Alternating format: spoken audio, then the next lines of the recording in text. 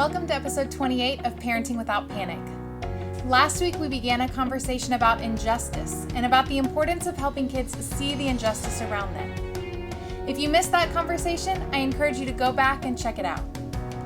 So now that you have started a dialogue with your kids about seeing injustice, what do you do once they see it? What do you say when they start asking you a million questions like, why is this happening? Why would someone do that? Why isn't anyone doing anything to stop it? What do you do when they begin to wonder this? If God is so great and so loving and so powerful, why would He let this happen? Why isn't He doing something about it?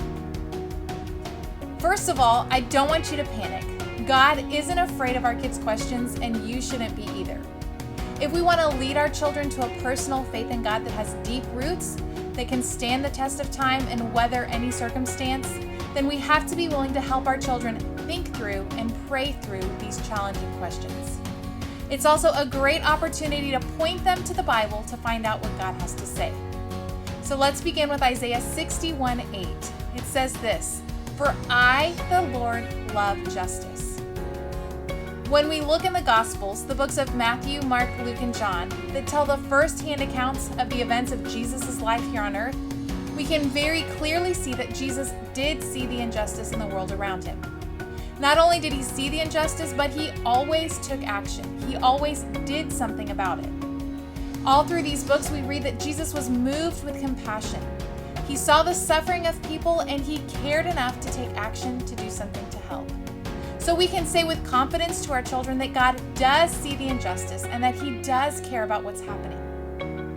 Let's look at Matthew 9:35 through 37 to answer the second part of the question. Why isn't God doing something about it? It says this, Jesus healed every kind of disease and illness, and when He saw the crowds, He had compassion on them because they were confused and helpless, like sheep without a shepherd.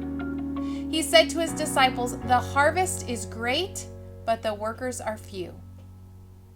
So how does that answer the question?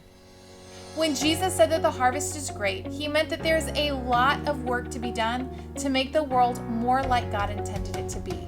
It's a really, really big job, and there are only a few people to do that work because it's really hard work. The work to help those suffering and facing injustice is great, and God's plan to see that work done is in the workers. People like you and like me who follow Him. People who have made the decision to follow those two greatest commandments He gave us, to love God and to love people. You see, God does care, and He is doing something about it. He's opening our eyes to see the injustice around us, and He's using us to make things right by loving people like He does.